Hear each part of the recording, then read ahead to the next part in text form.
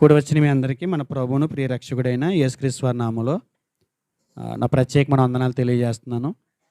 ఈరోజు మన ఆత్మీయస్థితిని బలపరుచుకోవడానికి బైబిల్‌లో నుంచి కొన్ని సంగతులు ఆలోచించే ప్రయత్నం చేద్దాం.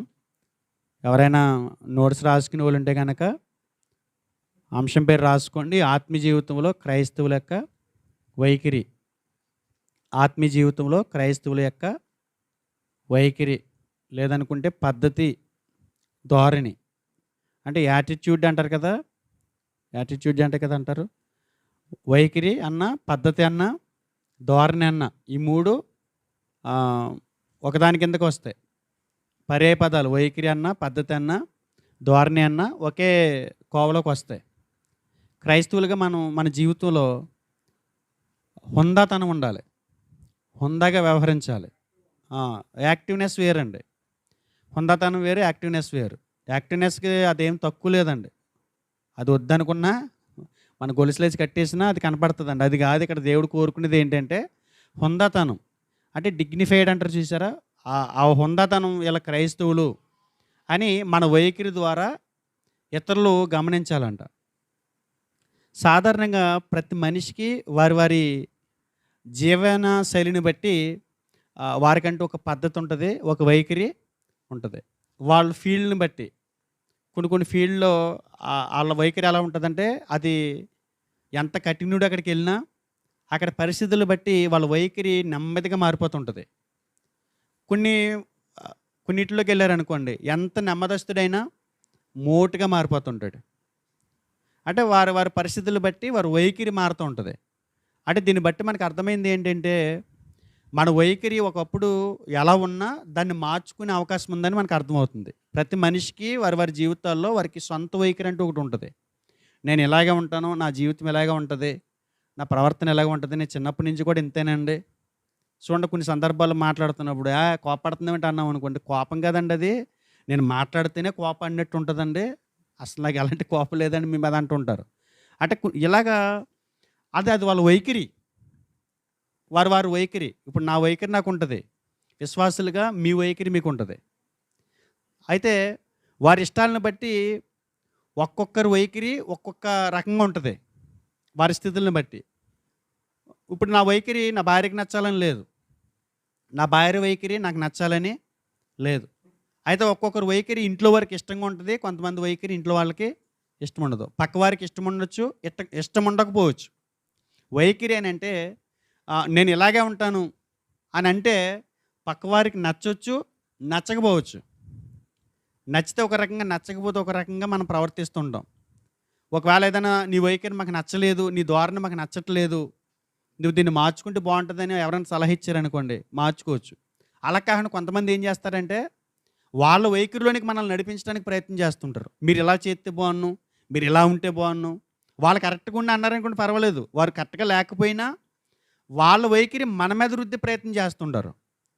చూడండి చాలా సందర్భాలు. ఇప్పుడు ఉదాహరణకి ఎక్కడ దాకా ఎందుకు, మనం ఏదైనా ఒక భర్తగా మనం ఏదైనా చేయాలనుకున్నాం అనుకోండి, మనం అలా మొదలెడతారు వెనకాల నుంచి భార్యలు. ఇలా ఉంటే బాగుంది కదా, ఇలా చేస్తే బాగుంది కదా, అంటే వాళ్ళ వైఖరి అది.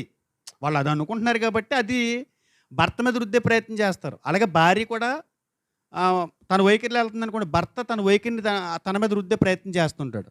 అంటే వైఖరి అనేది, ధోరణి అనేది ప్రతి ఒక్కరికి వారి వారి నివసిస్తున్నటువంటి ప్రాంతాన్ని బట్టి, వారు జీవిస్తున్నటువంటి పరిసరాలను బట్టి వాళ్ళ మీద ఆధారపడి ఉంటుంది. కొంతమందికి ఎలాంటి వైఖరి ఉండదు అనుకోండి, వాళ్ళు ఏం చేసినా ప్రతి ఓళ్ళని అడుగుతారు, ప్రతి ఒక్కరిని సంప్రదిస్తారు. ఇలా చేద్దాం అనుకుంటున్నాను ఏంటి అని అందరిని, 100 మందిని సమాచారం సేకరిస్తారు. ఆఖరికి అతను ఏమనుకుంటున్నాడు అదే చేస్తాడు. ఇది కొంతమంది వైఖరి. ఇలాంటి పరిస్థితులు మనకు కనబడతాయి. అయితే ఇప్పుడు ప్రభువులోకి వచ్చిన, సంఘంలోకి చేర్చబడినటువంటి దేవుని పిల్లలైన మనం ఏమని పిలవబడుతున్నామనంటే క్రైస్తవులం అని పిలవబడుతున్నాం. ప్రతి ఒక్కరూ క్రైస్తవుడు, బాప్తీసం తీసుకున్న ప్రతి ఒక్కడు కూడా క్రీస్తు అనుసరుడు కాబట్టి, క్రీస్తుని ధరించుకున్నాడు కాబట్టి క్రైస్తవులని పిలవబడుతున్నాం.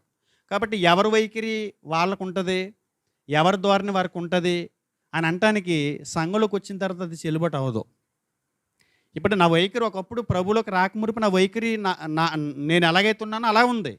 కానీ ప్రభువులోకి వచ్చిన తర్వాత నా వైఖరే నేను అనుసరిస్తాను, నా ధోరణిలో నేను వెళ్తాను అని అంటే దేవుడు ఒప్పుకోడు. సంఘంలోకి చేర్చబడిన తర్వాత క్రైస్తవులు ఒక హుందాతనంతో కూడుకున్న డిగ్నిఫైడ్ జీవితాన్ని కొనసాగించాలని దేవుడు కోరుకుంటున్నాడు. ఒకప్పుడు ప్రభువులోకి రాకమునుపు నీ వైఖరి దేవునికి వ్యతిరేకంగా ఉండొచ్చు, లేకపోతే దేవునికి ఇష్టంగానే ఉండొచ్చు. అయితే ఆ 2 పక్కన పెట్టి అసలు దేవుడు ఏం కోరుకుంటున్నాడో, మన వైఖరి ఎలా ఉండాలని కోరుకుంటున్నాడో అలా ముందుకు కొనసాగితే దేవుడు సంతోషిస్తానంటున్నాడు. కాబట్టి బైబిల్‌లో మన వైఖరి ఎలా ఉండాలి? మన హుందాతనం అంటే తెలుసు కదా! ఎంత డిగ్నిఫైడ్‌గా ఉంటారు ఆళ్ళు. వాళ్ళ వైఖరి చూస్తుంటే మనం కూడా మారాలనిపిస్తది. అలాంటి హుందాతనంతో కూడుకున్నటువంటి ఒక ధోరణి దేవుడు మన నుండి కోరుకుంటున్నాడు. అదేంటో చాలా విషయాలున్నాయి. అసలు దేవుడు కోరుకున్నదే అది. ఏ ఆజ్ఞలో కూడా దేవుడు కోరుకున్నది అదే. ఏ ఆజ్ఞ ఇచ్చినా కూడా ఆయన ధోరణి మీద లక్ష్య పెడతాడు. మన వైఖరి మీద లక్ష్య పెడతాడు. కాబట్టి దాన్ని అనుసరించాలని కోరుకుంటాడు. కాకపోతే మనం ఈ కోణంలో ఆ వచనాలు ఆలోచించాం కాబట్టి అది ఆజ్ఞనో లేకపోతే అది మరోదనో మనం అనుకుంటూ ఉంటాం.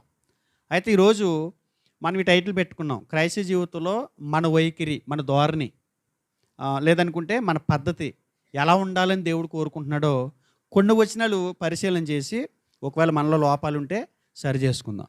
దయచేసి ఒక విషయాన్ని మీరు గుర్తుపెట్టుకోండి. తెస్సలోనికీయుల దగ్గర ఉన్నటువంటి ఒక మంచి లక్షణాన్ని మీకు పరిచయం చేసి నేను ముందుకు వెళ్తాను. తెస్సలోనికి రాసిన మొదటి పత్రిక 2వ అధ్యాయము 13వ వచనం. ఆ హేతువు చేత మీరు దేవుని గూర్చిన వర్తమాన వాక్యం మా వలన అంగీకరించినప్పుడు మనుషుల వాక్యమని ఎంచక అది నిజముగా ఉన్నట్టు దేవుని వాక్యమని దానిని అంగీకరించిద్దరు కనుక మేము మానక దేవునికి కృతజ్ఞతాస్తుతులు చెల్లించుచున్నాము. ఆ వాక్యమే విశ్వాసులైన మీలో కార్యసిద్ధి కలగజేయుచున్నది. ఈ వచనాన్ని మీరు జాగ్రత్తగా పరిశీలన చేస్తే ఇక్కడ ఏమంటున్నాడని అంటే, అపోస్తలులు దేవుని వాక్యాన్ని అందించారు, దేవుని వాక్యాన్ని సంఘాలకి అందించారు. అలా అందించే క్రమంలోనే తెస్సలోనికీయులు కూడా దేవుని వాక్యాన్ని అందించారు. వాళ్ళు అందించినప్పుడు వాక్యం వినే విషయంలో ఇతర సంఘాలకి లా లేదంటే వీళ్ళ వైఖరి, ఇతర సంఘాల వైఖరి ఎలా ఉందో అలా లేదంటే వీళ్ళది. ఒకవేళ ఉంటే కనుక ప్రతి సంఘంతో ఈ మాట మాట్లాడేవాడు. కానీ తెస్సలోనికలో ఉన్నటువంటి క్రైస్తవులు ఉద్దేశించి ఆయన ఏమంటున్నాడని అంటే, వాక్యం వినే విషయంలో ఇతర సంఘాలకు మించి మీ వైఖరి బాగుంది. ఆ వైఖరి ఏంటంటే, మేము వాక్యం ప్రకటించినప్పుడు మా వలన మీరు వాక్యం విని ఆ వాక్యం మనుషుల వాక్యమని ఎంచక ఏమని ఎంచుతున్నారు? నిజముగా ఉన్నట్టుగా, అది నిజముగా ఉన్నట్టుగా దేవుని వాక్యమని దానిని అంగీకరించితిరి. దేవుని సేవకుడు వాక్యం అందిస్తున్నప్పుడు తెస్సలోనికీయుల యొక్క వినే విధానాన్ని అలవాటు చేసుకోవాలంట. వాళ్ళు సేవకుడు వాక్యం ప్రకటిస్తున్నప్పుడు వాళ్ళ దగ్గర ఉన్నటువంటి మంచి వైఖరి ఏంటంటే, ఇది దేవుని వాక్యం మాతో మాట్లాడుతుంది, నిజంగా ఇది దేవుని వాక్యమే, ఇది సేవకుడు మాట్లాడుతున్న వాక్యం కాదు, సేవకుడు ద్వారా దేవుడే ఆయన వాక్యంతో మాతో మాట్లాడుతున్నాడు అనేటువంటి భావంలో ఉండేవారంట వాళ్ళు ఎప్పుడు కూడా. కానీ క్రైస్తవ సంఘాలు ఈరోజు ఎలా అయిపోయినాయి అంటే, వారి పద్ధతులు మార్చేసుకున్నారు. వాళ్ళ మనసులో ఏదో ఒక బాధ ఉంటుంది, వారి మనసులో ఏదో భయము గుబులు ఉంటుంది. సరిగ్గా వాక్యం, అలాంటి వాక్యమే దగ్గరికి వచ్చేసరికి గుండె గుబేలమైపోతుంటుంది. నేను దేవుని సాక్షిగా, నేను దేవుని ప్రతినిధిగా నిలబడి మాట్లాడుతున్నాను. నేను వాక్యం చెప్పేటప్పుడు ఖచ్చితంగా నా మనసులో ఎవరు ఉండరు. ఇదివరకు కింద సంఘం ఉన్నప్పుడు మనసులో దృష్టిలో పెట్టుకుని తిట్టువాడిని. ఖచ్చితంగా వాళ్ళని మార్చాలి, ఏమైనా సరే దేవుని వైపు తిప్పాలనే తప్ప వేరే ఉద్దేశం ఏం లేదు. ఒకవేళ మాట్లాడాల్సి వస్తే కనుక డైరెక్ట్గానే చెప్తున్నాను కదా, మురళి, సత్యనారాయణ గారు అండ్ సత్యానందం గారు వాళ్ళు డైరెక్ట్గా మాట్లాడుతున్నారు. ఇదివరకులాగా ఏం లేదు, డైరెక్ట్గా చెప్తున్నాను. నేను నాకు మీ పద్ధతి విషయంలో ప్రాబ్లం కింద ఉందన్నట్టుగానే చెప్తూ ఉంటాను. నేను మనసులో పెట్టుకుని నోటితో మాట్లాడను. ఈ విషయాన్ని మీరు దృష్టిలో పెట్టుకోండి. ఎవరు కూడా ఇప్పుడు ఈ వాక్యం చెప్తున్నప్పుడు నా మనసులో లేరు, దేవుడికి తెలుసు. కానీ ఈ వాక్యం మాత్రం మీ అందరికీ చెప్తున్నాను, నాతో సహా నేను ఈ వాక్యాన్ని బోధించుకుంటున్నాను. కాబట్టి మన వైఖరి మార్చుకోవాలని అంటే దేవుని మాటలుగానే మనం తీసుకోవాలి. దాన్ని వ్యతిరేకంగా తీసుకున్నాం అనుకోండి, ఆ వాక్యం మనలో ఫలించదు. అంటే మొత్తం మీద దేనికి పదునెడుతున్నాడు అనేసుకుంటున్నారు ఆల్రెడీ. ఇది ఏదో మొత్తం పెద్ద యుద్ధానికి సిద్ధమవుతున్నాడు అందుకే ఇలాంటివి చెప్తున్నాడు అనుకోకండి. పెద్ద యుద్ధం ఏమి లేదు, చిన్న విషయాలే అన్నీ. కంగారు పడకండి. నేను ఎవరు కూడా నా దృష్టిలో లేరు, నేను ఎవరిని కూడా ఏమనదలుచుకోలేదు. మీరు మీ దేవుడు చూసుకుందరు కానీ తర్వాత ఈ శరీరాన్ని వదిలేసిన తర్వాత మీరు చూసుకుందరు కానీ చెప్పి చెప్పి నాకు ఇసుకొచ్చిందబ్బా. కాబట్టి ఈ విషయాన్ని మీరు దృష్టిలో పెట్టుకుని వాక్యం వినే ప్రయత్నం చేయండి ప్రతి వారం. ఈ వారమే కాదు, తెస్సలోనికీయులు మాదిరిగా పెట్టుకోండి వాక్యం వినే విషయంలో. వాళ్ళు దేవుని వాక్యంగా అంగీకరించారు. వారిలో ఏం చేసిందంట వాక్యం? కార్యసిద్ధి కలిగించిందంట. కార్యసిద్ధి అంటే సక్సెస్ అయిందంట. దేవుడు ఆయన వాక్యం ద్వారా సేవకుల ద్వారా మాట్లాడినప్పుడు ఆ మాటలు వారు దేవుని వాక్యంగా తీసుకున్నారు కాబట్టి ఆ వాక్యానుసారంగా వాళ్ళు బ్రతకడానికి ఆ వాక్యం పనిచేసిందంట. అది దాన్ని కార్యసిద్ధి అంటారు. ఒకసారి యాకోబు రాసిన పత్రికలో 1వ అధ్యాయము 19 నుంచి మన వైఖరి ఎలా ఉండాలో కొన్ని సంగతులు ఈ వచనాల్లో మనకి కనపడుతుంది. ముందు 19 నుంచి చదువుకుంటూ వెళ్తాను, నేను జాగ్రత్తగా చూడండి. మీరు గ్రంథాన్ని పరిశీలించండి, నేను చదివింది మీ గ్రంథంలో ఉందో లేదో చూడండి. నేను చదువుతున్నాను. నా ప్రియ సహోదరులారా, మీరు ఈ సంగతి ఎరుగుదురు గనక ప్రతి మనుష్యుడు వినుటకు వేగిరపడివాడును, మాట్లాడుటకు నిదానించువాడును, కోపించుటకు నిదానించువాడనై ఉండవలెను. ఎందుకనగా నరిన కోపము దేవుని నీతిని నెరవేర్చదు. అందుచేత సమస్త కోపము, కల్మషము, విర్రవీగుచున్న దుష్టత్వమును మాని లోపల నాటబడి మీ ఆత్మను రక్షించుటకు శక్తిగల వాక్యమును సాత్వికముతో అంగీకరించుడి. మీరు వినువారు మాత్రమే మిమ్మల్ని మీరు మోసపుచ్చుకొనకుండా వాక్య ప్రకారం ప్రవర్తించువారనై ఉండుడి. ఎవడైనను వాక్యము వినువాడై ఉండి దాని ప్రకారము ప్రవర్తింపని వాడైతే వాడు అద్దములో తన సహజ ముఖమును చూచుకొను మనుషుని పోలి ఉన్నాడు. వాడు తను చూచుకుని అవతలికి పోయి తాను ఎట్టువాడో వెంటనే మరిచిపోవును కదా అన్నాడు. అంటే దేవుని గ్రంథాన్ని మనం ఆధారం చేసుకుని యాకోబు గారు చెప్పినటువంటి సంగతులు మనం జాగ్రత్తగా తీసుకుంటే క్రైస్తవులుగా మన జీవితంలో మనం కలిగి ఉండాల్సినటువంటి వైఖరి ధోరణి గురించి కొన్ని సంగతులు లిస్ట్ ఇచ్చాడు ఆయన. ఆ లిస్ట్ ప్రకారం ఖచ్చితంగా మనం ముందుకి వెళ్తే చాలా డిగ్నిఫైడ్గా ఉంటాం, చాలా హుందతనంగా ఉంటాం. మనతో ఎవరైనా మాట్లాడాలన్నా, మనతో ఎవరన్నా సహవాసం చేయాలన్నా, మనతో ఏదన్నా పొత్తులు పెట్టుకోవాలన్నా వాళ్ళు తొందరగా మనకు మోటివేట్ అవుతారు. ఎందుకంటే అంత గొప్ప విషయాలు ఇక్కడ గ్రంథకర్త మాట్లాడుతున్నాడు. ఇక్కడ ఏమంటున్నాడు? మొదటిది ఏంటంటే వినుటకు వేగిరి పడవలను. క్రైస్తవుడు ఎప్పుడు కూడా అతని ధోరణి ఎలా ఉండాలని అంటే వినటానికి వేగిరి పడాలి. అంటే ముందు వినాలి. ఏం చేయాలి? ముందు వినాలి. ప్రతి మనిషి దగ్గర లేనిది ఏంటంటే ఒక మాట వినేసరికి మళ్ళీ వెంటనే మాట్లాడేస్తుంటాడు. అవతల వ్యక్తి ఒక మాట మాట్లాడేసరికి ఇతను ఎదురు తిరిగి మాట్లాడేస్తుంటాడు, స్పీడ్గా స్పందించేస్తుంటాడు. విన్నామనుకోండి, సంగతి పూర్తిగా విన్నామనుకోండి, ఏం మాట్లాడాలన్నది మనకు అర్థమవుతుంది. వినకుండా మనం చూడండి, 2 మాటలు మాట్లాడేదానికి యువతలు ఇలా 3 మాటలు మాట్లాడేస్తాను. నేను ఏదో విషయం చెప్తే వచ్చామనుకోండి, ఉదాహరణకి నా దగ్గరికి వచ్చారనుకోండి, ఏదో విషయం చెప్పడానికి ఫాస్ట్గా సేవకుడిగాను, మీరు 2 ముక్కలు చెప్పేదానికి నేను ఒక 10 ముక్కలు చెప్పేస్తున్నాను అనుకోండి, బాబు తినేస్తున్నాడు, నేను నా విషయం చెప్పనెత్తలేదు, దీన్ని నన్ను పట్టుకు తినేస్తున్నాడు, ఈయన విషయాలు నాకు చెప్పేస్తున్నాడు అంటారు. అవునా కాదా? అంటే ముందు క్రైస్తవులుగా మనం ఎక్కువ విన్నామనుకోండి, అది చాలా గొప్పగా ఉంటుంది. వినాలి. వింటే అవతల వ్యక్తి ఆ తత్వం అర్థమైపోతుంది. వింటే అతని గుణాన్ని మనం గ్రహించగలుగుతాం. వింటే అతని బాధ మనకు అర్థమవుతుంది. వింటే అతను ఏం చెప్పాలనుకుంటున్నాడో అది మనకు అర్థమవుతుంది. లేదనుకోండి, వినకుండానే మనం మాట్లాడేసామనుకోండి, చాలా ఇబ్బందులు వస్తాయి. సరే విన్నదేది అంటుంటారు చూడండి. అంటే వినకుండానే ఏం చేసేసాడు? పని చేసేసాడు అక్కడ. అంటే వినటానికి ఏం చేయమంటున్నాడు? వేగిరి పడాలి. ఏం వినాలి? మొట్టమొదటిగా ఏం వినాలి అంటే దేవుని వాక్యం వినడానికి వేగిరి పడాలి. ఏం చేయాలి? దేవుని మాటలు వినడానికి వేగిరి పడాలి. ఒకసారి ద్వితీయోపదేశకాండము 13వ అధ్యాయము 18వ వచనం. నీ దేవుడైన యెహోవా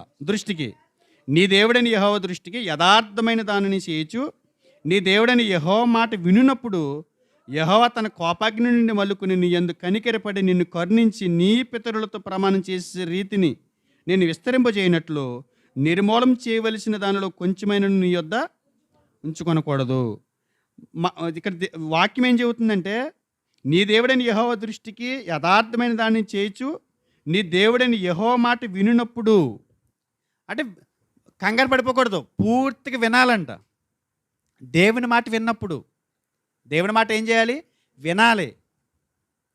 దేవుని వాక్యం వినటం వల్ల ఏమవుతుందని అంటే మన ఆత్మలకు ఆరోగ్యం, మన ఆత్మలకు కావలసినటువంటి సంగతులు దేవుని మాటల ద్వారానే అందుతాయి. వినడానికి ఏముండాలి? వేగిర పడాలి. అందుకని యేసుప్రభువు వారు యోహాను సువార్త 10:20 అంటాడు, నా గొర్రెలు నా స్వరము వింటాయంట. ఆయన గొర్రెలు ఆయన స్వరం వింటాయంట. చూడండి, చాలామంది పిలుస్తుంటారు గొర్రెలు మేపుతున్నప్పుడు, అట్లా వైపుకేం చూడవై. ఆ యజమాని పిలిచేటోడికి ఏం చేస్తాయి? అంటే ఇక్కడి నుంచి మంద అక్కడికి తీసిపోతాడేమో, వేరే ప్లేస్కి, లేకపోతే ఆహారం ఉన్న చోటకి తోలుకెళ్ళిపోతాడేమో అని ఆ యజమాని మాట అనగానే టక్మని లైనట్టెత్తుంటాయి. అంటే ఆ గొర్రెలు యజమాని స్వరం వింటాయి. వినడానికి వేగిర పెట్టమనంటే ఎవరి మాటలు వినాలి? మన దేవుని పిల్లలైతే, యేసుక్రీస్తు వారు మన ప్రధాన కాపరైతే ఆయన మాటలు మనం వినడానికి వేగిరి పడాలి.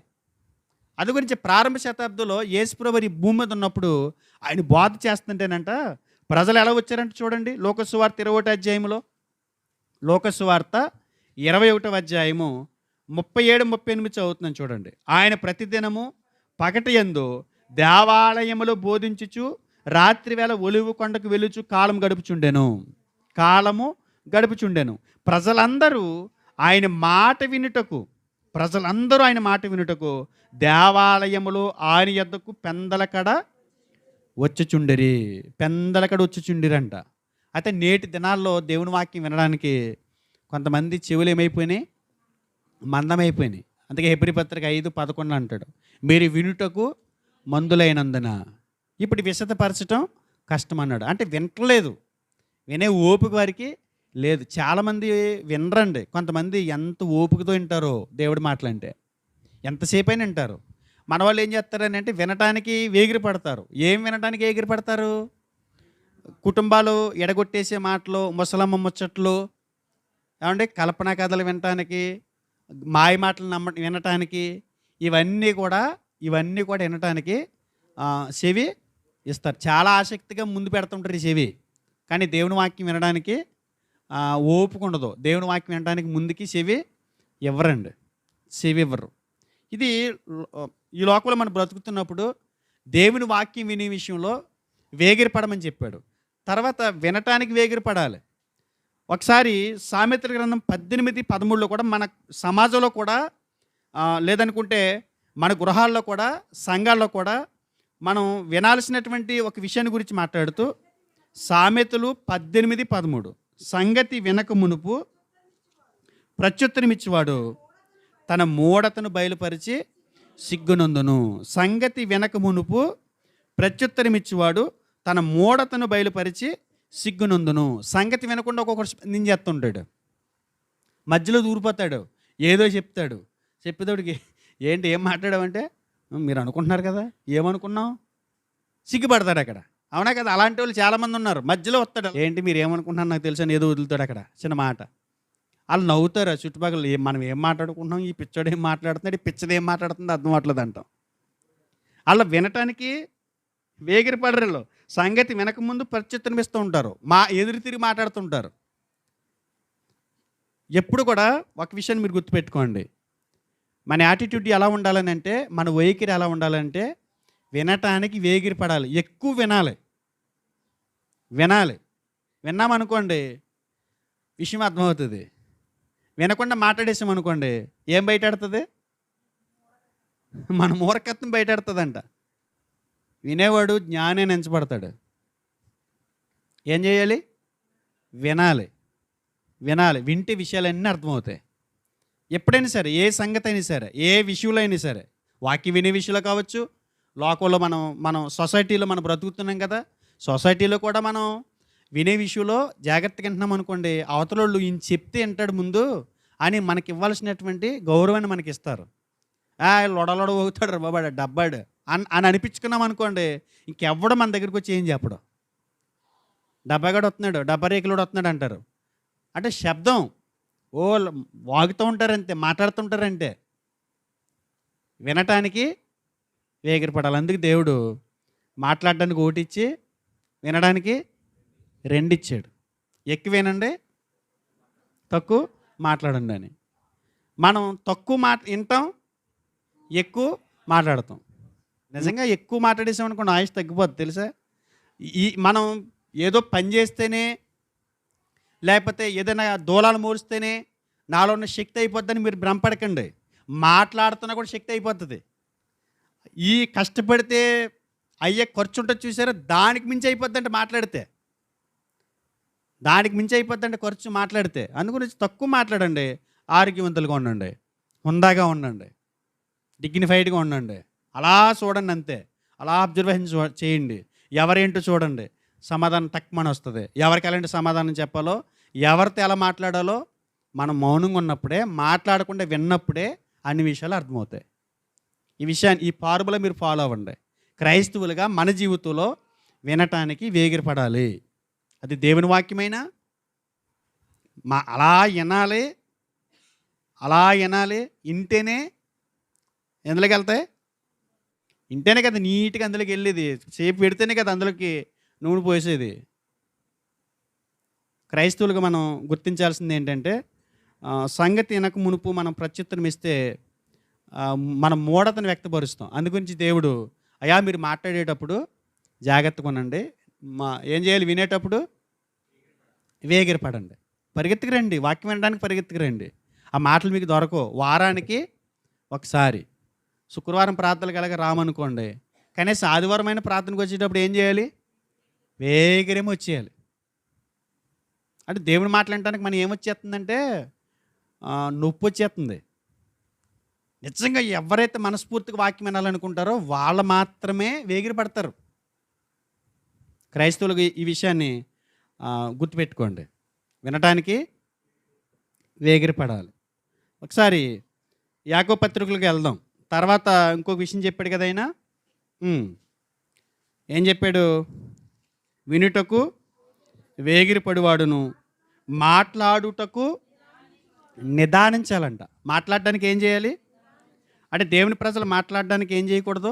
తొందరపడకూడదు. మాట్లాడడానికి తొందరపడకూడదు. అంటే నోరు తెరవక ముందే ఏం చెప్పాలో ఆలోచించాలి. మనం మాట్లాడేటప్పుడు స్పీడ్ మాట్లాడుతుంటాం, చాలా తొందరగా మాట్లాడేస్తుంటాం. కానీ దేవుని వాక్యం అంటుంది, వినటానికి నువ్వు వేగిరపడవచ్చు, మాట్లాడడానికి నిదానించు, తొందరపాటు మాటలు మాట్లాడుకు అన్నట్టుగా అర్థమవుతుంది. తొందరపాటు మాటలు మాట్లాడుకొని మనకి ఈ యాకోబు గారు చెప్పిన వచనంలో మనకి ఈ సంగతి అర్థమవుతుంది. ఒక విషయం ఏంటంటే, బైబిల్లో మాట్లాడడానికి గురించి బైబిల్ ఇచ్చినటువంటి సమాచారం ఈ ప్రపంచంలో ఏ గ్రంథం ఇవ్వలా, ఏ ఫిలాసఫర్ చెప్పలా, ఏ తత్వవేత్త తన గ్రంథంలో రాయలా. మాటల గురించి బైబిల్ చెప్పిన సంగతులు ఈ లోకంలో మనం ఎక్కడా కనుగొనలేం. అలాంటి మాటల గురించి చెప్పింది బైబిల్. సామెతల గ్రంథంలోకి వెళ్దాం ఒకసారి. 17వ అధ్యాయము 27వ వచనం. సామెతల గ్రంథము 17వ అధ్యాయము 27వ వచనం. మితముగా మాట్లాడువాడు తెలివి గలవాడు, శాంత గుణము గలవాడు వివేకము గలవాడు. మితముగా మాట్లాడేవాడు తెలివి గలవాడంట. మితంగా మాట్లాడితే వాళ్ళని ఏమంటారంట? జ్ఞానం కలిగిన వాళ్ళు అంటారంట. జ్ఞానవంతుడు ఎలా ఏం చేస్తాడు? చాలా తక్కువ మాట్లాడతాడు. ఏంటి మాట్లాడతలేదండి, మాట్లాడవేంటి అంటేనే కానీ వాళ్ళు మాట్లాడరు. మనం ఈలోగా లోడ వాగేసి మన గుణమంతా బయటెట్టేసుకుంటాం అక్కడ. వీడి క్యారెక్టర్ అన్నీ అర్థమైపోయిన తర్వాత తాతీగా చిన్న పాయింట్ వదులుతాడు అంతే. చిన్న మాట మాట్లాడతాడు. ఇన్ని తెలివితేటలు వీడికి, ఇందా నుంచి మనం కొట్టి చచ్చిపోతాం. నువ్వు స్పీడ్ మాట్లాడేసి వాడికి తెలివితేటలు లేక ఉంటాయి. నీకు తెలివితేటలు ఉంటే నువ్వు స్పీడ్ ఎందుకు మాట్లాడతావు? ఆలోచించి విని మాట్లాడతావు. క్రైస్తవులుగా మన దగ్గర ఉండాల్సినటువంటి ధోరణి ఏంటంటే, మితంగా మాట్లాడాలి. ఎంత మితంగా మాట్లాడితే అంత ఆరోగ్యం, ఎంత మితంగా మాట్లాడితే అంత శ్రేయస్సు, ఎంత మితంగా మాట్లాడితే అంత బాగుంటుంది. మాట్లాడక మునుపు ఆ మాట ఎక్కడ ఉంటుంది? మనలో ఉంటుంది. మాట్లాడేసిన తర్వాత అది ఎక్కడ ఉంటుంది? బయట ఉండదు. వాళ్ళ చెవులోంచి వాళ్ళ గుండెల్లోకి వెళ్తుంది. అది గుర్తుపెట్టుకోండి. వెళ్దా అంటే ఇప్పుడు వాటర్ పోస్తేనే వెళ్తుందా చెవులోంచి? మాట కూడా వెళ్తుంది. మనం వాటర్ తాగామనుకోండి బయటకు వచ్చేద్ది, తిన్నామనుకోండి బయటకు వచ్చేద్ది, మాట రాదు. అది గుర్తుపెట్టుకోండి. మాట వస్తుందండి బయటికి. ఎక్కడ పట్టేద్ది అంటారు? ఎక్కడ పడుతుంది? ఇక్కడ పట్టేద్దంట. వెనక్కి తిరగెట్టేద్దాం, చిన్నపిల్లలు రూ. 5 కాయిన్ మింగేసినప్పుడు లాగుతున్నారు కదండి, గొట్టం పెట్టి అలా లాగేద్దాం, వచ్చేద్దా? అలా లాగినా రాదు. కాబట్టి మనం వదులుతున్న మాట, ఉదాహరణకి పొద్దున్నే ఫెయిర్ లవ్లీ రాసుకున్నారు ఎవరైనా? ఫెయిర్ లవ్లీ రాసుకుని వచ్చారా? మిమ్మల్ని అడుగుతాం, మనోళ్ళు. మరలే నేను రాసుకో, ఎందుకంటే ఒక ఒక ఒక చూపు అయిపోద్ది ఆడికి నాకు. ఇంత తలసం రాసుకోవాలి మేము, రాసుకుంటేనే కానీ బయటకు కనపడం. ఆ పెరేలోళ్ళు పిండుతున్నప్పుడు చూడండి జాగ్రత్తగా, జాగ్రత్తగా పిండుతారు. అని పిండేసుకుంటారా? ఎందుకని? చాలా రేట్ అది, అయిపోద్దని కాదండి. పిండెత్తే బయటకు వస్తే మళ్ళీ లోనకే వెళ్దాం. సూబది ఇలా గట్టిగా నొక్కేసాం అనుకోండి, బయటకి రయ్యమని వచ్చేసింది అనుకోండి, అని ఇళ్ళ ఎక్కడ రాసుకోవాలో తెలియదు. ముఖానికి రాసుకునేది, కాళ్ళకి, అరికాళ్ళకి, అరిచేతులకి రాసుకోలేం కదా, ఒళ్ళంతా రాసుకోలేం కదా, కాస్ట్లీ కదా అది. అంటే చాలా విలువైంది కాబట్టి దాన్ని చాలా జాగ్రత్తగా ఎంత కావాలో అంత నొక్కుకుంటున్నాం. మన మాట కూడా మనిషిని చంపేయగలదు, మనిషిని నిలబెట్టగలదు. కాబట్టి ఆ మాటని ఏం చేయాలి మనం? పొదనని కత్తి ఉందనుకోండి, ఎక్కడ పెడతారు? అలా పాడేస్తారా? ఒక గీత కత్తి కొనుక్కొచ్చానండి, అది అలా అసలు ముట్టుకుంటేనే భయం వేస్తుంది. అలాంటి కత్తి పిల్లలు తిరుగుతున్నారు అక్కడ పెట్టాను అనుకోండి, ఏమంటారు నన్ను? కత్తి ఏంటంటే పాస్టర్ గారు బుద్ధి లేదంటే, పిల్లలు తిరుగుతున్నారు కదా కిట్టాడు, పొదిన కత్తి పిల్లలకు తెగిపోదా అంటారు. పొదనని కత్తిని ఏం చేస్తాం? జాగ్రత్తగా దాస్తాం. ఆ కత్తికి మించిన పదును మన నాలుకకు ఉంది. దీన్ని ఏం చేయాలి? చాలా జాగ్రత్తగా భద్రంగా ఉండే స్థలంలో పెట్టాలి దాన్ని. ఆ చూపులో నొక్కేసి మళ్ళీ వెనక్కి ఎక్కిందామని చూస్తుంటారు. ఉదయం పేస్ట్ కొంతమంది ఈనుపులతో గెంటుంటారు దాన్ని, ఈనుపులతో గెంటుతూ ఉంటారు. ఈనుపులకు కొంత అంటుకుంటుంది, ఆ చూపు కొంత అంటుకుంటుంది, ఆ చుట్టూ ఆ వరలకు కొంత అంటుకుంటుంది, మొత్తం సిరాకు అయిపోద్ది. మొత్తం పిండేసావు, ఎందుకు వచ్చిందో తిప్పలో అని ఇంట్లో భర్త తిడుతూ ఉంటాడు. పిండితే బయటకు వచ్చితే మళ్ళీ లోనకి వెళ్దాం. అలాగే మన మాట కూడా మాట్లాడేసాం అనుకోండి, ఆ మాట వెనక్కి వెళ్దాం. అందు గురించి నొక్కేటప్పుడు ఏం చేయాలి? ఏం నొక్కేటప్పుడు? మాట వదిలేటప్పుడు. జ్ఞానం కలిగిన వాడు ఏం చేస్తాడు తెలుసా? చూపుని జాగ్రత్తగా వాడుకుంటాడు. మాట్లాడేటప్పుడు ఏం చేయాలి? చాలా జాగ్రత్తగా మాట్లాడాలంటున్నాడు. జ్ఞాని మౌనంగా ఉంటాడంట, తక్కువ మాట్లాడతాడు. మౌనంగా ఉండమంటే చపాతి పిండి ముద్దలాగా ఉండడు. చపాతి పిండిలో ముద్దలాగా కొంతమంది అసలు మాట్లాడరు. మాట్లాడాల్సినప్పుడు కూడా మాట్లాడరు. మాట్లాడాల్సినప్పుడు మాట్లాడాలి, స్పందించాల్సినప్పుడు స్పందించాలి. చపాతి ముద్దలాగా అలా పాడేసినట్టు ఉండకూడదు. చపాతి ముద్ద మనం పాడేస్తే అక్కడ అలాగే ఉంటుంది అది. అలా ఉండమని దేవుడు ఏం చెప్పట్లా. దేవుడు అలా చెప్పట్లా. స్పందించాల్సినప్పుడు స్పందించాలి, మాట్లాడాల్సి వచ్చినప్పుడు మాట్లాడాలి. ఆ మాట్లాడేటప్పుడు ఎలా మాట్లాడాలి? తక్కువగా మాట్లాడాలి, మితంగా మాట్లాడాలంట. ఒకసారి ప్రసంగి గ్రంథం 5:3 ఒక మాట అన్నాడు చూడండి. పెక్కు మాటలు పలుకువాడు బుద్ధిహీనుడు. ఎక్కువ మాట్లాడేవాడు ఎవరంట? బుద్ధిహీనుడు అంట. ఎక్కువ మాట్లాడేస్తే బుద్ధిహీనుడు అంటే, ఎక్కువ మాట్లాడద్దు అంటే ఏంటి అర్థం? తక్కువ మాట్లాడమని, అస్సలు మాట్లాడుకోకుండా కూర్చోమని కాదు. ఏం చేయాలి? మితంగా మాట్లాడాలి, తక్కువగా మాట్లాడాలి, తక్కువగా. సామెతల గ్రంథం 29:20 మాటల గురించి బైబిల్ చెప్పిన సంగతులు నిజంగా ఫాలో అవుతే చాలా గొప్పగా కనపడుతుంది లోకంలో. మనం ఈ సొసైటీలో చాలా గొప్పగా బతుకుతాం మనం. 29:20 ఆతురపడి మాట్లాడువాడిని చూచితివా? అమ్మా 29:20 ఆతురపడి మాట్లాడువాడిని చూచితివా? వానికంటే మూర్ఖుని గుణపరచుట సులువు. ఎలా మాట్లాడకూడదు? ఆతురపడి మాట్లాడకూడదు. ఆతురపడి మాట్లాడకూడదు అంటే ఏంటి అర్థం? మొన్న ఒక ఆయన ప్రార్థన జరుగుతుంటే ఏదో మాట్లాడుకుంటున్నారంట వాళ్ళు అక్కడ. అడ్డంగా వచ్చేసి పాస్టర్ గారి దగ్గరికి, నేను 6 కేజీలు రొయ్యలు తెస్తాను అన్నాడంట. అనేదోడికి ఈమె నాకు చెప్పింది, అసలు నాకు చెప్పకూడదు కదా మాట. ఆయన మామూలుగా పుష్కుని వదులుతాడు, ఎంత అయినా తెలుసు. 6 కేజీలు రొయ్యలు తెస్తాను మీకు అన్నాడంట. ఇంతకీ ఈవిడికి చెప్పాడా లేకపోతే కుమారి గారు వాళ్ళకి చెప్పాడా నాకు అర్థం అవ్వలేదు. నేను రోజు అడుగుతూనే ఉన్నాను, అంటే 6 కేజీలు రొయ్యలు అన్నారంటే అన్నాడు. ఎలా మాట్లాడాడు? ఆతురపడి. ఏమంటే పాస్టర్ గారా మటన్ ఎట్టుకుందామని అంటాడు మధ్యలో. ఎందుకు వచ్చిన మాటలయ్యి? మనం వదులుతామా? వదిలివోళ్ళమా మనం? మాట అంటే దాన్ని పట్టుకుని పీకెట్టుకుని మాట అన్న సావాలి, ఆయనైనా సావాలి. మాట్లాడేటప్పుడు ఏం చేయాలి? ఉండాలి. ఆ సెమినార్ గురించి అందరిని కూర్చోబెట్టి ఏం చేద్దాం, ఎలా వెళ్తే బాగుంటుంది అని కూర్చోబెట్టారు పాస్టర్లు అందరినీ. అందులో మీ ఒపీనియన్ ఏంటి చెప్పండి అన్నారు. ఫస్ట్ నన్ను అడిగారు, నేను ఏం చెప్పలేనండి, ఇంకో 2 రోజులు ఉందనగా మా విశ్వాసాలు ఏంటో అర్థమవుతారు. ఇప్పుడు నేను మాట ఇచ్చానని ఎవరు ఇచ్చేసారు మీరు మాట అని నన్ను అడుగుతారు. దగ్గరలో వాళ్ళ పరిస్థితులను బట్టి నేను మాట ఇస్తానండి, విశ్వాసాలు తీసుకొస్తానా లేదా, లేకపోతే నేనే వస్తానా, నేను ఏం చేస్తాను, ఏం చేయగలను అన్నది అప్పుడు చెప్తాను అన్నాను. నేను ఇన్ని చేస్తానని ఇంత చెప్పుకొచ్చాడు. అక్కడ చెప్పుకొచ్చేటప్పుడు దారిలోనే మొదలెట్టాడు.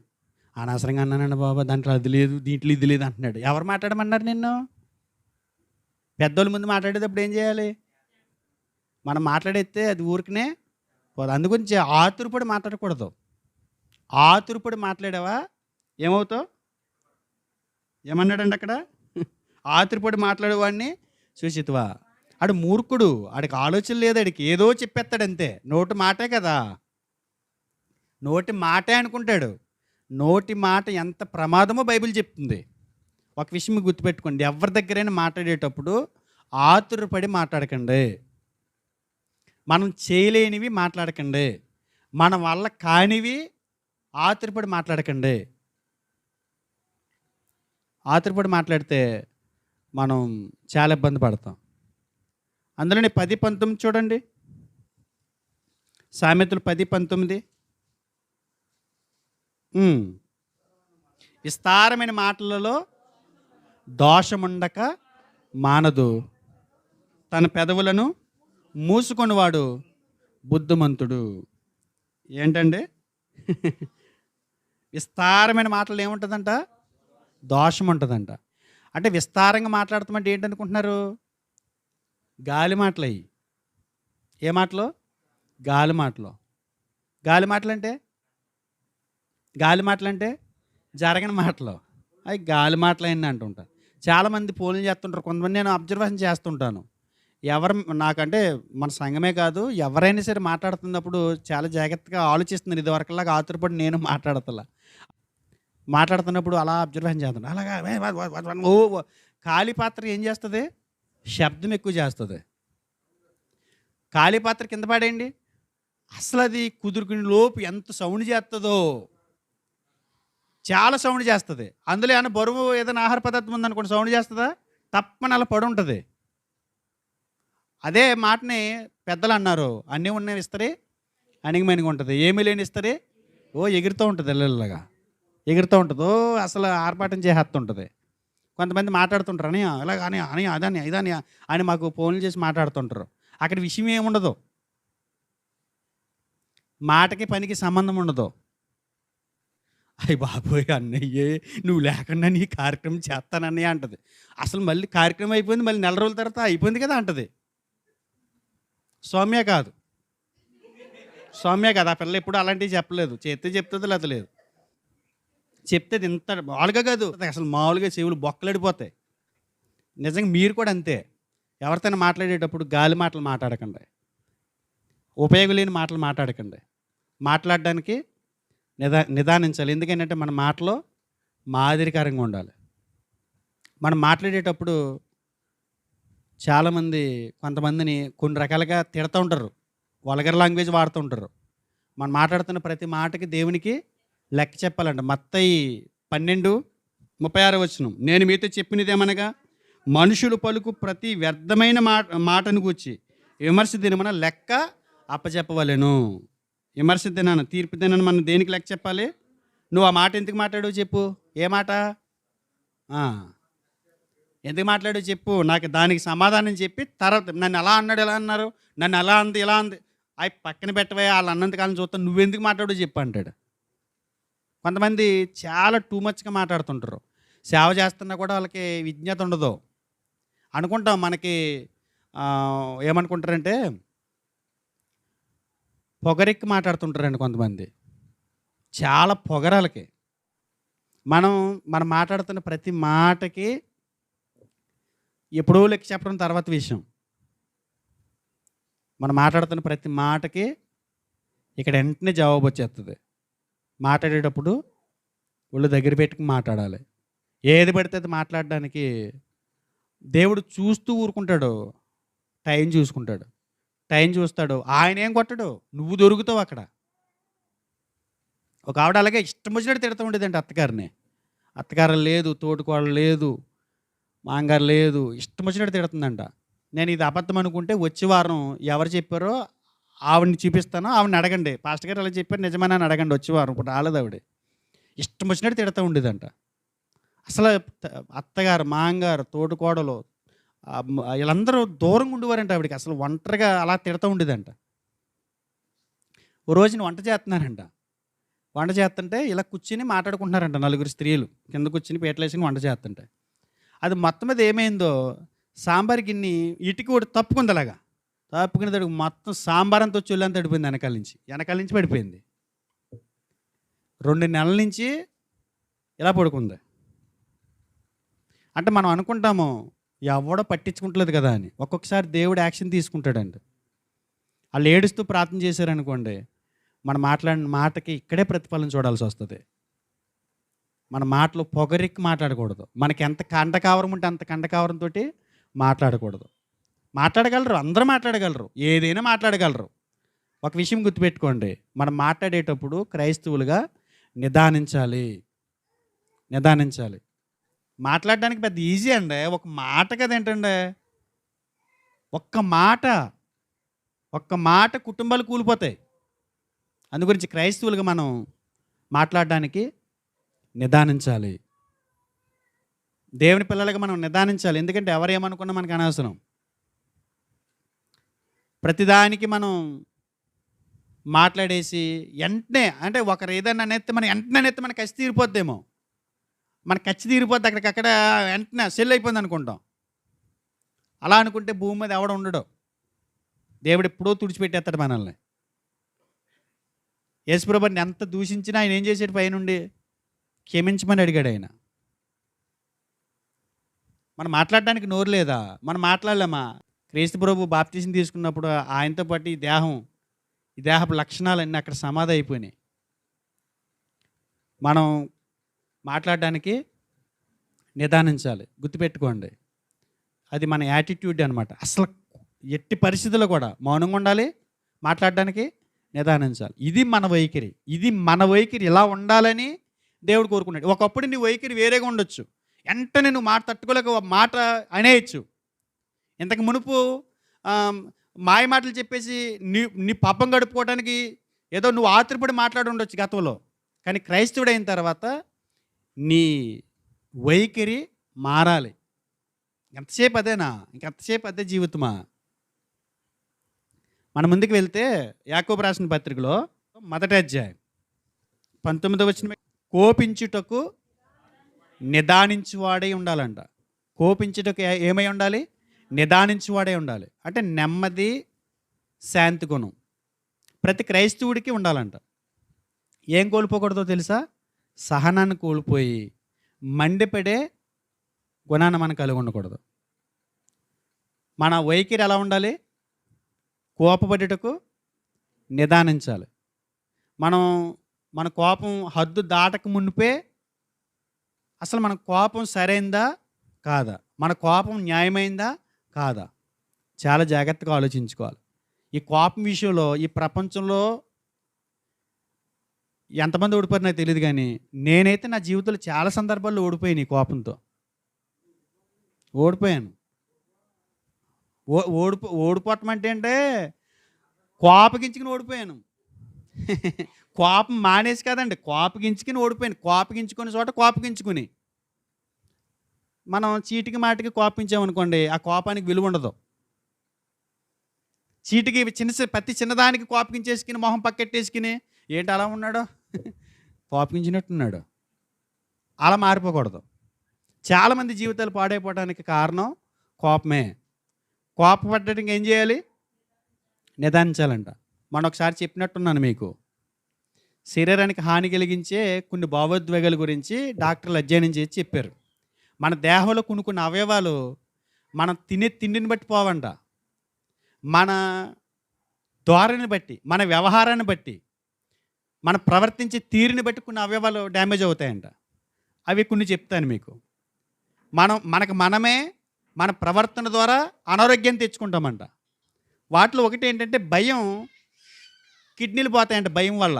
ఎక్కువ భయపడుతున్నాం అనుకోండి కిడ్నీలు ఫెయిల్ అయిపోతాయంట. కిడ్నీలు ఫెయిల్ అయిపోయిన వాళ్ళందరి మీద అధ్యయనం చేస్తే వారికి భయం వల్ల వచ్చిందంట జబ్బు. ఆహారాన్ని బట్టి వచ్చిన జబ్బు 50% అయితే భయం వలన కిడ్నీలు పోవటం 50% ఉందంట. విచారం పొట్టని బలహీనపరుస్తుందంట. మనం విచారంగా ఉంటున్నాం అనుకోండి పొట్ట డ్యామేజ్ అవుతుందంట. డాక్టర్లు చెప్పింది నాది కాదు ఇది. చూడండి కొంతమంది శోకంతో ఉంటారు, అలా విచారంగా ఉంటుండవు, ఎప్పుడో జరిగిన విషయాలు అలా గుర్తుపెట్టుకుని అలా బాధపడుతుంటారు. వాళ్ళకంట ఊపిరితిత్తులు బలహీనపడతాయంట. ఊపిరితిత్తులు. కొంతమంది ఒత్తిడి కలిగి ఉంటారు, ఆ ఒత్తిడి వల్ల మెదడు డ్యామేజ్ అవుతుందంట. కోపం అంటండి లివర్ని గుండెని కూడా డ్యామేజ్ చేస్తుందంట. ఇవాళ చాలామంది చనిపోవటానికి, చాలామంది ఈ లోకం నుంచి వెళ్ళిపోవటానికి కోపమే ప్రధాన కారణం. అవునా కాదా? చాలామందికి హార్ట్ అటాక్ ఎందుకు వస్తుంది? కోపమేనా? విపరీతమైనటువంటి కోపం. విపరీతమైన కోపం వారి గుండె జబ్బుకి కారణం అవుతుంది. అందుగురించే కోపగించుటకు ఏం చేయాలి? నిదానించాలి. ఇది క్రైస్తవులుగా మన వైఖరి. కానీ ఇందులో మాత్రం మనకి టకమంటే మార్కులు వచ్చేస్తాయి. ఎందులో? కోపం అసలు మామూలుగా ఉండదు. మన కోపం దేనికో అర్థం కాదు. సామెతల గ్రంథం 29:11 చూడండి. సామెతల గ్రంథము 29:11. 29:11. బుద్ధిహీనుడు తన కోపమంతా కనపరుచును, జ్ఞానము గలవాడు కోపం అణుచుకుని దానిని చూపకుండును. బుద్ధిహీనుడు ఏం చేస్తాడు? తన కోపాన్ని కనపరుస్తాడంట. ఎలా కనపరుస్తాడు కోపాన్ని? అన్నం తినండి, అన్నం తినరా అలా ఉండిపోతాడు. అంటే కోపాన్ని ప్రదర్శించేటువంటి లక్షణాలు అనమాట. అన్నం తింటాం మానేయటం, అలాగ రొడ్డెట్టుకుని అలా వెళ్ళిపోవటం. చాలా చీప్గా ఉంటుంది ఇది. చాలా చీప్ ట్రిక్లు ఇవి. కోపం. ఎవరన్నా ఉన్నారు అలాగా పక్కెట్టుకుని తలకి పక్కెట్టుకుని అలాగా నడిచికెళ్ళి, ఏంటి అలా వెళ్ళిపోతున్నాడు ఆయన? కోపంలో ఉన్నాడు. ఏం కలపకండి, కరుస్తాడు అన్నట్టు. కోపం ఏం చేస్తుందంట అమ్మా? బుద్ధిహీనుడు తన కోపాన్ని కనపరుస్తాడు. కొంతమంది కోపంగా పైకి కనపడరండి. ఎందుకో తెలుసా? కోపాన్ని అణుచుకుంటారు వాళ్ళు జ్ఞానులు.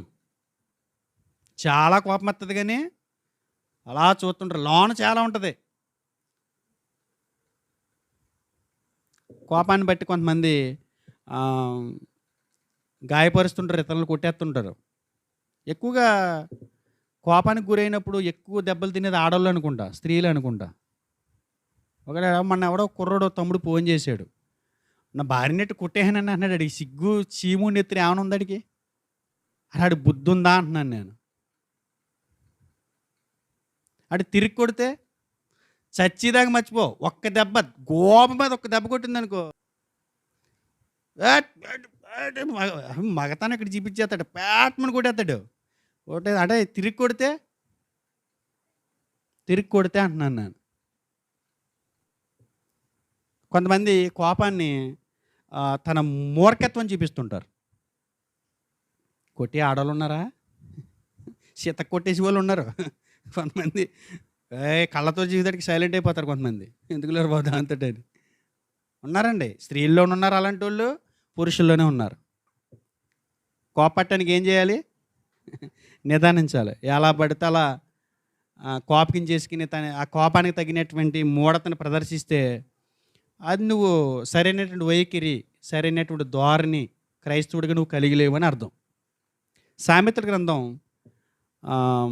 14:29 14:29 ఏమంటున్నాడు? దీర్ఘశాంతం గలవాడు మహావివేకి ముంగోపి మూఢత్వమును బహుమానముగా పొందును. ముంగోపి ఏం చేస్తాడంట? మూఢత్వాన్ని బహుమానంగా పొందుతాడంట. ముంగోపి అసలు ముక్కు మీద ఉంటుంది వీడికి. అసలు ఎలా అందేసుకుంటుందో తెలియదు కోపం.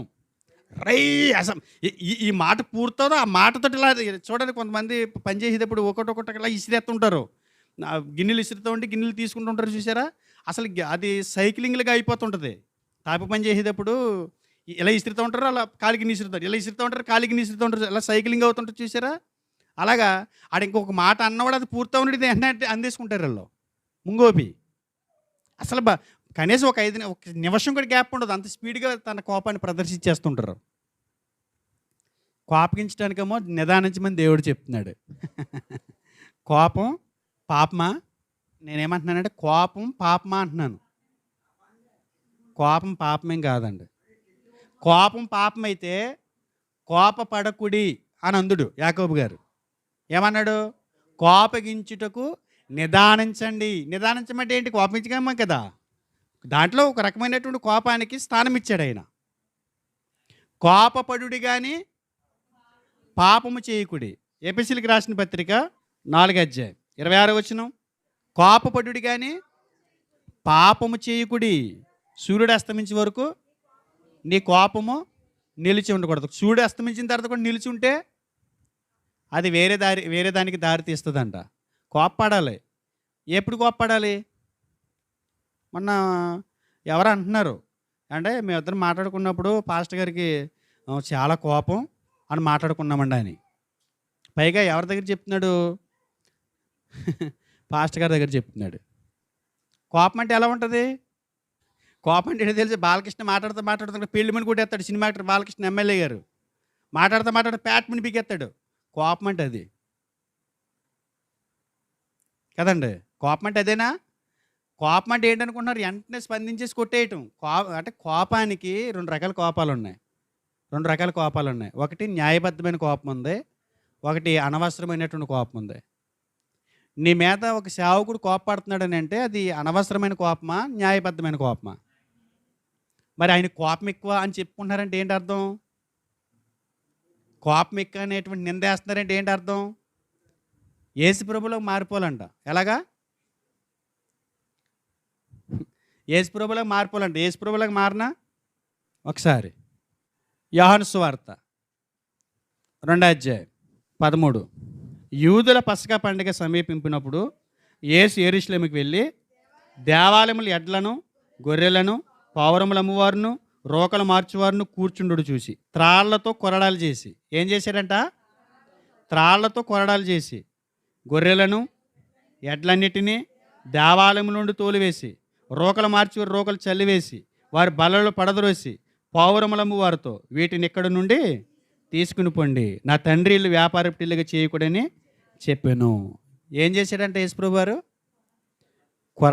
కొరడాలు చేయడానికి ఎంత టైం పట్టిందంటారా? ఆయనకి తాళ్ళు తీసి కొరడాలు చేసంట మొత్తం పశువులన్నింటిని తోలేసాడంట కోపంతో.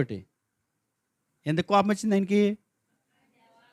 ఆయన తండ్రి ఇల్లుని వ్యాపార ఇల్లుగా మార్చేశారు. అప్పుడు తండ్రి ఇల్లు భౌతికమైన దేవాలయం, ఇప్పుడు తండ్రి ఇల్లు ఏది?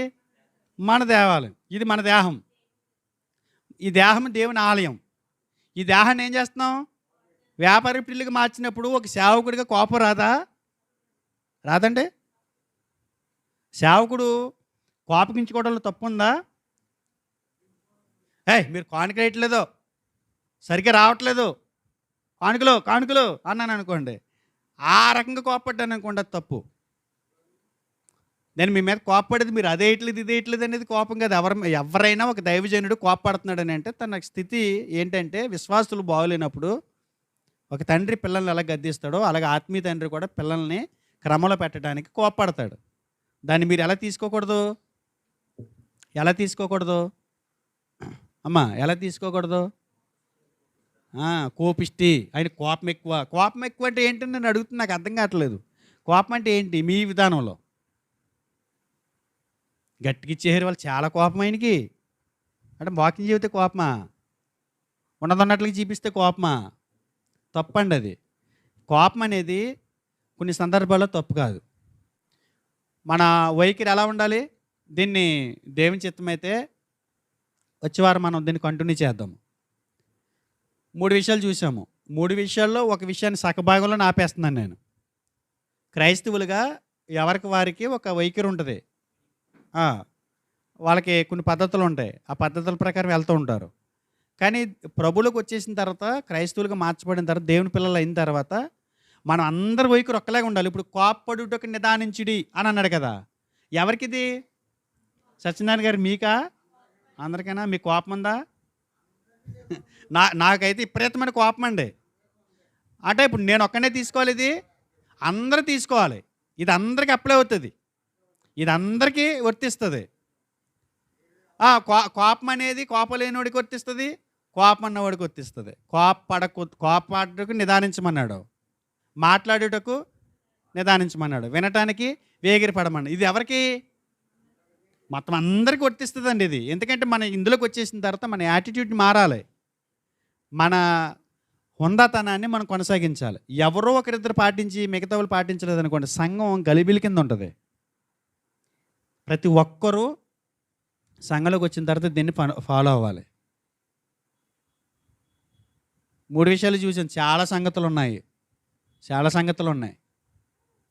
ప్రార్థన చేయండి. దేవుని చిత్తమైతే వచ్చే వారం దీన్ని కొనసాగిద్దాం. కోపం పాపమా అన్న చోట ఆపాను. గుర్తుపెట్టండి నాకు. ఓకేనా? దేవుని చిత్తమైతే దాన్ని వచ్చే వారం కొనసాగిందాము. ఇప్పటివరకు విన్న మాటలు బట్టి ఈ 3 విషయాల్లో మనలో ఏదైనా లోపం ఉంటే మన వైఖరి మార్చుకుందాం. మన పద్ధతి మార్చుకుందాం. ఈ మాటలు మనస్ఫూర్తిగా మనసులోకి తీసుకుని ఓపికతో ఫలించాలని కోరుకుంటూ ఈ మాటలు ముగిస్తున్నాను. ప్రార్థన చేసుకుందాం.